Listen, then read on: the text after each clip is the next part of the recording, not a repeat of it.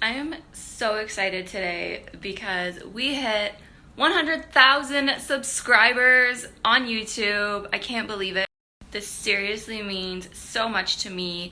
I was hoping to reach this milestone for a pretty long time, and I'm so happy that you guys are enjoying the tutorials and the content that I've been putting out. I just wanted to say thank you to everybody who subscribes and who leaves me comments and likes and helps share my videos to get them seen. I really, truly appreciate it so much. There. Guess what? Guess what? We reached 100,000 subscribers. 100,000! Hey Matilda, we reached 100,000 subscribers. Hey Nug, we reached 100,000 subscribers. Hey Benny, we reached 100,000 subscribers. Oliver, 100,000.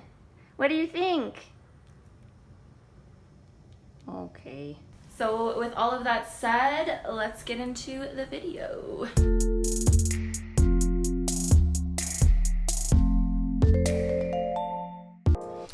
Hey guys, welcome back to yet another 5-minute art tutorial. Today I'm going to show you guys how to create a really unique monogram. So on my computer, I've just printed off the letter D. You can, of course, do any letter that you want. And I'm just using this handy little light box. I got it on Amazon pretty cheap. I'll leave a link below.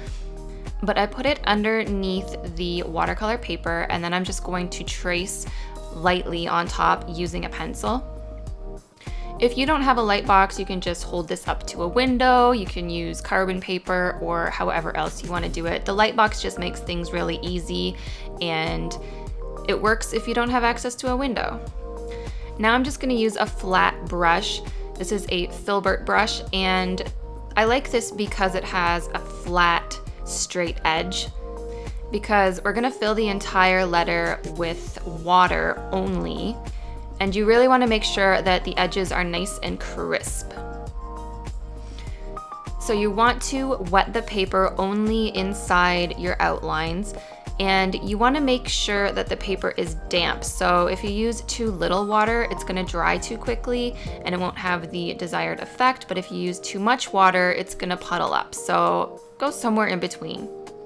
Now, while the paper is damp, I'm just taking my first color and I'm just gonna dab in that color to the top. I'm gonna make like a gradient effect on this, so I'm gonna transition from pink down to blue at the bottom. I wanted my letter to be pretty bright in color, so this permanent rose color, again, everything is listed below in the description box. This permanent rose is really bright. I usually don't use it for many things as it is because it is so bright, but for this look, it works really well. So I'm just going to put that on in the top corner section, and then I'm going to switch to a purple violet color. And I'm just gonna add that right below the pink. And you can see I'm kind of dotting it on. I'm kind of meticulous about my blending and how the colors sort of mesh together. So I like to just dot it on and kind of go upwards into the previous color. As this dries and as the water starts to absorb the paint, it is going to help blend the two colors together. But manipulating it with your brush is always an option as well. You'll see that I start doing that as well, using the blue, just pushing the paint around, making sure that it goes where I want it to.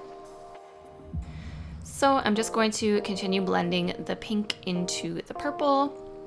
And then I'm gonna grab a blue color. This is cerulean blue hue that I have here. And I'm just gonna speed it up a little bit. I added indigo at the bottom, which is a darker shade of blue.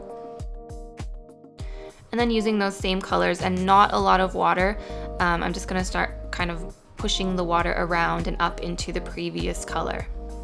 Now, you don't wanna add too much water on your brush while you're doing this because you will end up with a puddly mess. So once that's totally dry, take your eraser and just erase all those pencil lines. How easy was that? That is it for this tutorial. I'm gonna show you guys another version that I did, but this is this one framed. So here is my second attempt. I decided to use my really pretty gold watercolor, and I just added the pigment to the top and I kind of let it blend down into white. I just really loved the shimmery effect of this, and then I took a fine liner brush and I just outlined the letter. And that's all there is to it. I hope that you guys liked this. If you did, please give it a thumbs up and subscribe if you haven't.